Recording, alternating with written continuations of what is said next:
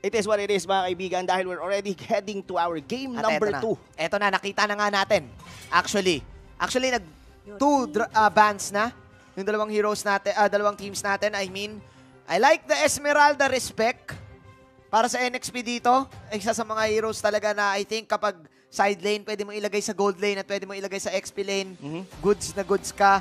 Side lanes ang priority ng dalawang teams. Look at this, Rob. Totoo.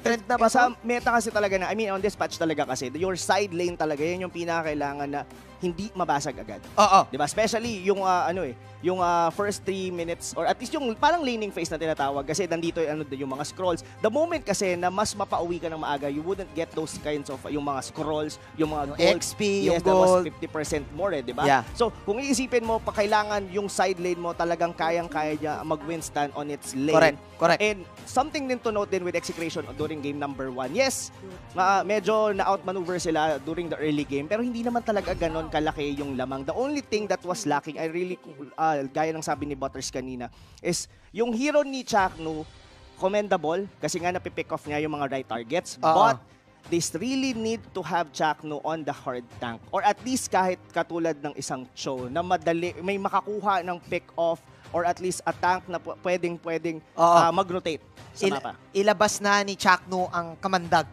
which is yung mga hard tanks talaga na Kufra, Atlas, Open, na hindi na masyadong napipili after nung nag-patch. Tama? Pero kung mayroong mga ganong setup, pwedeng kunin ni Chakno yan, no? Meanwhile, NXP Solid, another Selena pick on Chester, plus, I think ito ang isang bagong flavor ngayong buwan, Rob Luna. Si Ruby. Lagi ako nakakakita ng Ruby sa mga games. Ang taas ng sustain, and I think pwede pang i-flex to ng NXP. Minsan nakakita din ako ng Ruby, hard tank. Oo, totoo yun. Pero I like the picks dito for Execration. Well, ito kasing Cho no? Ito ang pinakamaganda in terms sa mga roles ng mga players ng Execration. Pag nag-pick sila ng Cho, you wouldn't even know kung sino pa yung gagamit. Kasi you could see this in Benecutie. Even Hate could be able, not Hate, I'm sorry. Even si Chakno or even as well Sagit Nu. So, sobrang versatile. Pero on this type of situation, I was leaning na baka yung Yuzhong would be a Benecutie hero. Baka pwede kasi nila i-flex and this is, ito namang si, yung Roger nila was gonna be the hero for Hate. Yes. Pwede rin kasing Benecutie Cho Oo, pwede din. Isa pa yun, diba? Pero, meanwhile, sa side naman ng NXP, Rob Luna, talagang clear kung sino na ang gagamit. Yung Ruby na lang, yung medyo malabo pa tayo kung MB ba o Yawi. Pero, ni-reveal na nila kagad yung Ling. Ni-reveal na rin kagad nila yung Selena. Ito na naman yung mga heroes na pangsugudan. Ang sa side ng NXP Solid. And I think they like this. No? Kasi quick pick Yung pagkapili nila ng Ling after ng Yuzhong pick. Parang iniwasan na nila kagad kasi naman na mapunta sa ban. So they're really not looking towards na gumamit ng isang Lancelot. Looking strong para sa akin for NXP Solid. Pero ano pa ba ang kulang dito for Execration?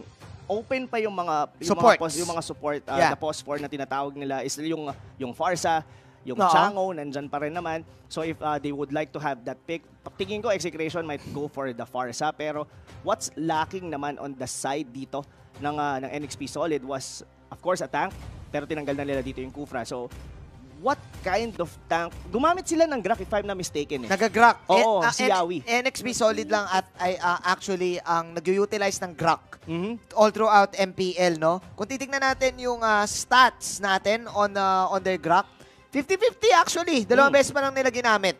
Pero still, baka nga, piliin nila. I like it against sa Cho. I like it against say Roger. Kung mapagbibigyan tayo, Rob Luna. And then again, going back to Execration's lineup, I think mas better ang Chang'o kesa sa Farsa. Kasi may may Selena Pwede. Actually makes sense. Even as going back dito sa NXP, even Basha pala is... back siya. Pwede din siya talaga dito sa side ng NXP Solid. So both of these teams, wala pang tank ang Execration. Would you think Chakno would go for another Atlas?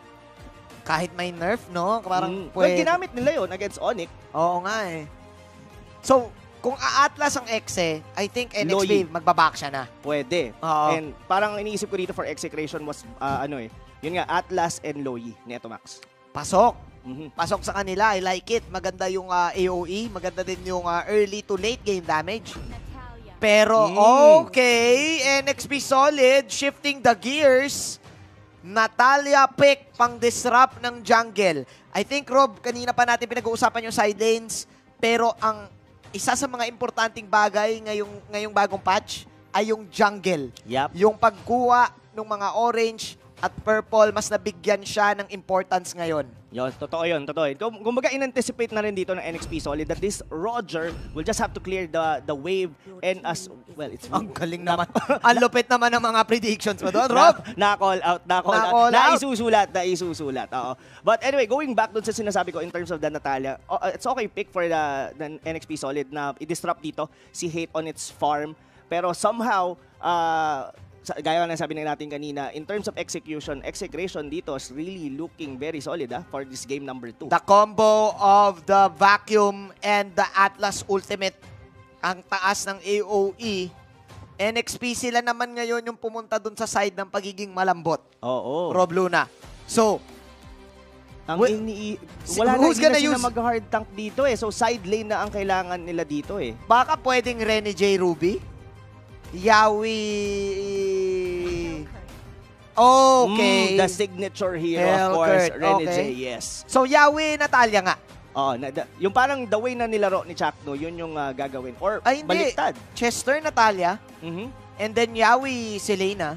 Okay, so basically, wala silang direct tank. So, parang sabihin na natin, dalawang position 4. Ikaw, Rob, actually, feeling ko, mas masasagot mo to, no? Okay. Paano ba kayo nananalo pag wala kayong direct tank? More on offensive. Gera talaga, no? Gera talaga. I mean, as in, pagkitang-kita nyo pa lang talagang meron na. It's more on invasion. Kumbaga sa boxing, pagkaring ng bell, wala nang left right. Pag touch gloves pala, touch glove. Pagbabang ganon, susuntok ka na. Suntok agad, disqualify ka na nun. Hindi, kasi ang sinasabi kasi sa boxing daw, protect yourselves at all times. Kumbaga, maglalakad pa lang si Manny, ganon na agad. Di ba, katulad like for sa MMA, yung iba may mga high five pa eh. Yung iba, hindi pag high five ka, bibiglain ka. Bibiglain ka, and I think yun yung gustong gawin ng NXP dito because of their lineup. The arrows, the silence, the execute on the Natalia. Meanwhile, dito naman naging pinasimple actually ng execution yung lineup nila. Mas trip nila to, no? On Jackno on the heavy tank and then Benny Cutie on the chow. Totoo yun. Well, almost the same yung winning condition na gusto dito ng NXP Solid, nung the same na gusto ng execution kanina, nung game number 1. The only difference is hindi scaling scaling yung mga heroes nila, pero hindi kailangan ng heavy emphasis on farm. Dito yung mga heroes ng NXP Solid, like katulad ng Claude kanina na kailangan talaga mag-farm, and even yung Roger. So, yung league dito, tingin ko siya lang yung may kailangan mag-farm, and Rene J will just gonna be disrupting everyone or even joining fights early to mid-game. Nag-agree ako sa sinabi mo, Rob. Napakaganda ng point. Yung Claude, kailangan niya pa ng siguro 2 items para mag-online. Meanwhile, yung Ling, yung Hellcurt, kahit isa lang eh. Parang ganan. Actually, yung Hellcurt, 50-50 pa minsan, kailangan niya rin ng levels. Pero, still, a risky lineup for NXP Solid. Meanwhile, Execration, they tend to simplify their lineup ngayong game. 2-2-1 setup para dito sa Exe. And this time, NXP Solid on that hyper carry jungle na kay H2. Ang gusto ko yung rotation dito, NXP Solid, giving emphasis on the Natalia na hindi mag-invade agad just to clear the wave and giving all the buffs muna dito kay H2O. Pa-level muna, no? Pa-level din muna and talagang bigay ng space kay H2O dito. Tamang scout lang si Chester as Chakno will meet him dito sa ating river on the Little Wanderer. Naging safe bigla yung opening ng dalawang teams. Unlike kanina, nasugod kagad si Chakno dun sa kanya Natalia. Oo, pero what a first blood para Benny Cutie and a great rotation para kay Chester. And ito, ang magiging mahirap ngayon, mag-disrupt ngayon si Chester sa mga buffs ng Execration. Kung hindi ako nagkakamali, this is the gold lane and Rene J actually using the Petrify. Tama ka, Rob, sumapak agad ang team ng NXP. Feeling ko, hindi pa nag-ring yung bell eh. Ganun na yung ginawa. Kasi Petrify, Execute, instant combo para sa NXP. And with that, madedelay ngayon si Benny Cutie sa bottom lane at hindi pa sila tapos. Ginugo nila ulit si Benny Cutie. There you go!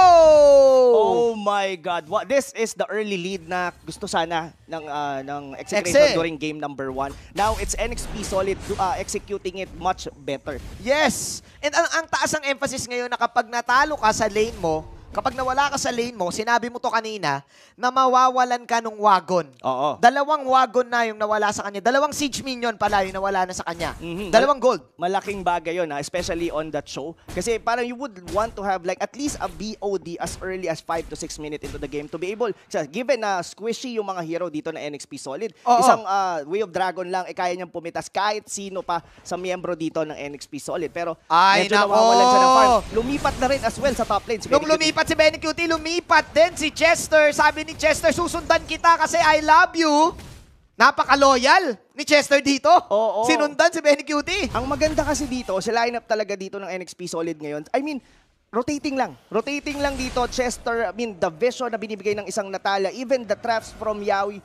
Kumbaga, ito yung literal na legit na map hack to. Kitang-kita nila dito ang buong galaw ng execution. Hindi makagalaw ngayon si Ito Max and si Chapnu, an arrow connecting. Ito Max, napuwersa ang kanyang Purify dito just to get out. So mukhang klaro na, Rob Luna, na lamang sa early game. Ngayon ang NXP Solid because of the side lanes. And Chester, mukhang bawing-bawi na siya ngayon sa game na to, ha? Unlike last week. Pero tingin ko, hinahanap niya pa rin si Bestie eh. Si Benny? Di, si Bestie. Pero wow, killing spree. Wow, sobrang ganda ng performance ngayon dito ni Chester. I mean, we're not gonna sugarcoat it. Itong rotation niya on the Natalia, sobrang outstanding. This is better. I think hindi nakakapag-react ng maganda ang execution dito of the dashes na meron dito si Chester. And again, with the execute, 3 na atay na bibiktima niya kung hindi ako nagkakamali. Rob Luna. At dahil sa mga pambibiktima niya, nakuha na ng NXP yung turtle buff na napunta na kay H2O. Oo, at mukhang may mapipitas na naman sila. Napilitang mag-fatal links doon, but may sipa sa Hellcurt. Kaya nga kaya, Darkness Fall, takas pa din. Takas pa din. Si Renny J, grabe. Oh my God. Tapos look at that. Kasama lang doon sa class si Chester sa baba. Nandun naman sa gitna. Look at how. Kung baga, nakatingin talaga ako sa mapa na lang dito kay Yawi and kay Chester. Kay Chester eh. Oo, parang si Chester yung tropa mo na lagi mong nakikita. Kumbaga, ito yung tropa mong laging mutual friend. Oo, naka-add sa lahat. Kapag may nag-add sa'yo, naka-add sa lahat. Hindi siya nawawala sa mapa. And right now, with the items na meron siya, kahit 2 blade pa lang yan, Rob Luna, giving space sa buong team ng NXP. Nakakapag-farm ngayon ng NXP and nabibitin yung damage ng execution. Oo, bitin na nga. Ang mahirap pa dito, execution just need to hold this out. Kumbaga, hindi rin nila pwedeng samahan, like magsama-sama. Look at that damage coming from hit. Mukhang magbawi sila dito. But still, even though that's a kill, nakakuha pa rin dito ang NXP ng isang ayat. Isa pa! Renny J ang bomba! Pero na-dodge ni Hate! Napanood ko na yan, Hate! Sabi dito, ay napanood ko na yan, Renny J! Sabi ni Hate, ang mga Black Dragon na si Sagitno coming in with Dragon Tail! From out of nowhere! Jackdo with the Fatal Links! There you go! Execution para sa Team Execration. 4 ang nawala sa NXP Solid. Ang ganda nung Fatal Links doon ni Chakno and yung layering ng mga skills given. Here's the Gillette instant replay. Tingnan nyo to. Ginugulo nung Dragon ni Sagitno. That's the reason bakit nakakuha ng magandang Fatal Links si Chakno and everything just fall apart for NXP Solid. Kumbaga, sabi ni Chakno dito, sama-sama kayo at magti-TikTok tayo. Chakno with the setup. That was so patient para kay Chakno. And ito yung pinag-usapan natin kaninang strength ng execution eh. Isa sila sa mga teams na kapag natalo ng early game, susurprisahin ka kasi ang galing nila sa team fight. Definitely. Pero ito parang Manjit, just yung team fight na yon, biglang bumaliktad kagad. Nag-shift agad yung kalamangan ng NXP Solid going to execution and looks like Chester might get here or mahuli man siya dito, MB? Ang gandang side ni MB dito, pero mukhang naaamoy siya dito ni kaibigang Hate. But still, 5-6, nawala dito si Sagitno, that was an off-cam kill in the bottom lane. Dito kasi pumapasok yung lineup ng NXP Rob Luna na talagang assassinate kung assassinate eh. Kapag may nakita kang isa, kahit makunat pa yan. And I think their main problem right now against Team Execration, hindi nila kaya ng 5-on-5 Royal Rumble. Hindi, definitely not. You wouldn't want na lumaban na sa 5v5 sa isang Atlas. At lalo na yung katulad, pag naulit-ulit yung ginawa ni Sagitno kanina, dinadaan-daanan niya with the Dragon form, just giving Chakno an easier way na makapag-fatal links. At pag nangyari ulit yon, I think NXP Solid, mahirapan sila makumambak dito. Given the early lead that they had.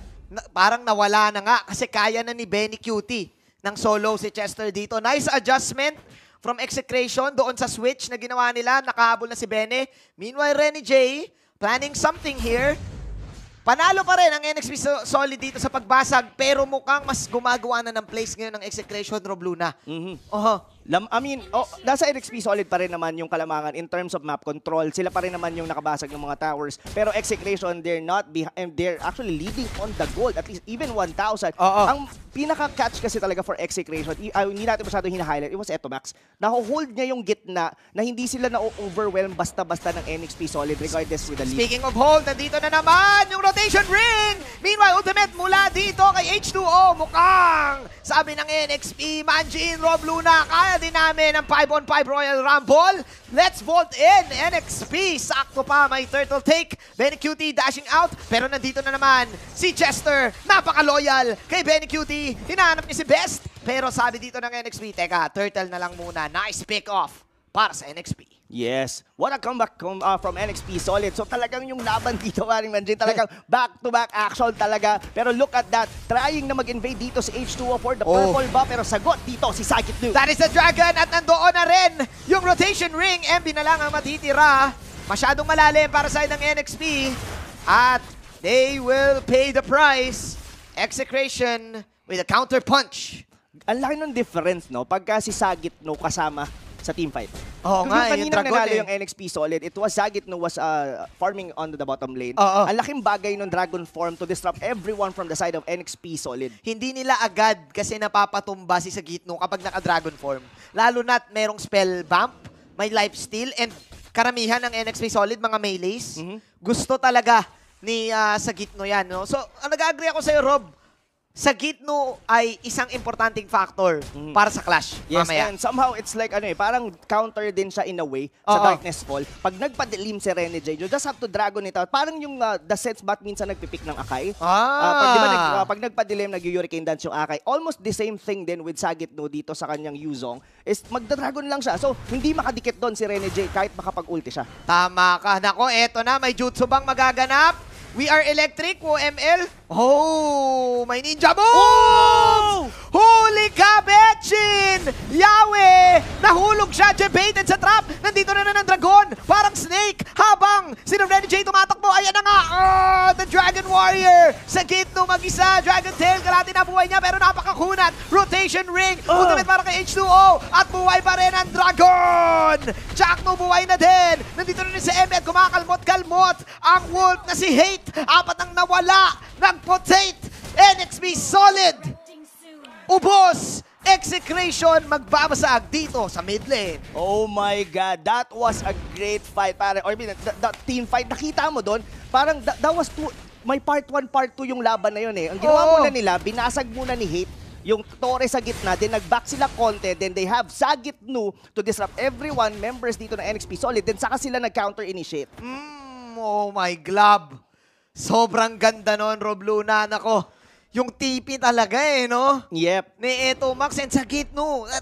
Dito sumushoot yung sinabi mo. Kapag wala siya sa Clash, lugi. Pero kapag nandito, talagang hininga ng dragon. Ang binibigay niya sa Execration. And even, I think si H2O, medyo nagkaroon din siya ng konting freedom doon na gumamit ng buong ulti niya. Pero not enough eh. Hindi enough na siya lang yung magiging damage. And I think Chester, pinili na lang niya na basagin yung mga Torre sa baba kumpara na sumama pa doon sa team fight. And I think that was a very intelligent play for them kasi they still have this part na pwede nilang labanan yung side lane. They still have the Hellcourt. They have this Natalia na pwedeng mag-disrupt pag nag-react ang Execration. Tama yung naging decision actually ni Chester na nabawasan yung collateral damage. Na talaga, pwede kasing matapos na yung game kung na-wipe out sila ng todo doon. Pero natuto na siya, napanood niya yung replay last time. Bawal kami ma-wipe out. Totoo. Kundi, mas straight kami. Let's look at the items right now, Rob. Almost 2 core items for the carries or 3? 3. Oo. Kaysa Gitno. Tatlong items dito. Well, kung titignan mo, the item dito ni Yuzong was like a pseudo tank eh. 'Di ba? Parang he has a Bloodlust Axe, of course, para sa lifesteal. Sa lifesteal, Pero kung yeah. makita mo, yung item niya was Dominance Eyes and even Queen's Wings. Talagang pakunat ang banat dito ni Sagitno. Nakaw buhay technique. Mhm. Ang gustong gawin ni Sagitno dito, he knows na siya lang ang inaasahan ng execution on the pseudo tank role. But it seems like NXP Solid may chance pa rin. Kasi again, yung lineup ng NXP Solid, ano talaga eh, pitas lineup. And this time, wala silang makita. Tignan mo yung formation ngayon ng execration, oh. Hindi na naghihiwalay, Rob Luna. Oo. Medyo mahirap. Yung ano kasi din eh, yung draft ng NXP Solid, talagang for pick-off talaga. Makuha nga kaya nila dito. Dragon Form na, Sagitno. Nako po, yung Dragon hinabol dito si Renny J. Ay, nako! The Tippies! Once again, another beautiful execution of the diversion ring for execration. Ang iniisip ko doon, were they actually baiting out na mag-dragon form doon si Sagitno? Just like what even Execration was doing, na binibait out nila yung Darkness Fall ni Rene J. Then that's the time lang na mag-ulti si Sagitno. Parang nagtatansyahan silang dalawa eh. Totoo, totoo. Actually, doon sa sinabi mong Dark Knight Falls, Rob Luna, ang ganda rin na may Luigi kayo sa lineup nyo eh. Kasi pag nag-Dark Knight Falls, alam nyo na magtatabi-tabi kayo doon sa ring. So wala lang din. Kailangan, mapipressure din bigla si Rene J dito pumasok. And with this, Execration right now, taking this Lord, the arrow will connect. Nandito si MB, he goes for the side. Nandito na ng Dragon Form. Ultimate mula kay Icho, pero nakuha na naman ni Sagitno! Carrying this team, 17-10. At eto na, mukhang mawawipe out na Renny J. Dashing out, pero hinabol siya. Hello, Benny Cutie. It really hurts ang magmahal ng ganito. Sinipa, sinilence, at wala kang nakuha at nalito. Execration. This might be it, paring Manjin. Wow! Mukhang tumawag nga yata talaga si Ginoong Valdez. Dahil ang Game 3 naisusulat. Naisusulat talaga. Hindi pwedeng hindi magkaroon ng Game 3. Execration. Stomping. NXP. Game number 2. Wow, wow. Grabe. I mean, from game 1, that was a stomp for Execration. And ito, somehow, pinapakita ngayon ng Execration. Now, let's go back to what... si Pacmet! Si Pacmet ba yun? Si Pacmet! Shoutout kay Maring Pacmet. Pati kay Kuya Billy na lumabas. But anyway, yun nga, going back doon sa ano natin, grabe. Iba. Man, I think, is that a pre-game for Sagitno? Kasi kahit may death siya, parang he's all around the map eh. Akala natin Chester game ang mangyayari. Oo. Pero yung Dragon, talagang nagpakita para dito sa lidang Exe. I mean, sabi mo nga, yung hininga ng Dragon, sobrang bagsik. Grabe, I mean, Sagitno, I really like the way na yung build no doon, yung Dominance Eyes, sobrang commendable. Kasi most of the other Yuzong players, after nilang gumawa ng Queen's Wings, they're gonna go for a very aggressive approach, like magbi-BOD. Damage. Oo, magda-damage na sila. Pero kasi, ang ano dito ni Sagitno is gusto niyang i-maximize yung Dragon form niya to the point na hindi siya mamamatay during the Dragon. Kasi minsan, di ba, of course, Dragon Form, ikaw yung magiging target nila muna. Pero dahil sobrang tanky niya, hindi rin nila basta-bastang ma-burst down doon yung Yuzong. And of course, after nun, lifesteal na ang katapat. Amazing performance mula dito sa Execration. And once again, tumawag na naman si Komish. Hindi pwedeng game number 3. Pasa na natin sa ating resident analyst, Butters. Take the floor.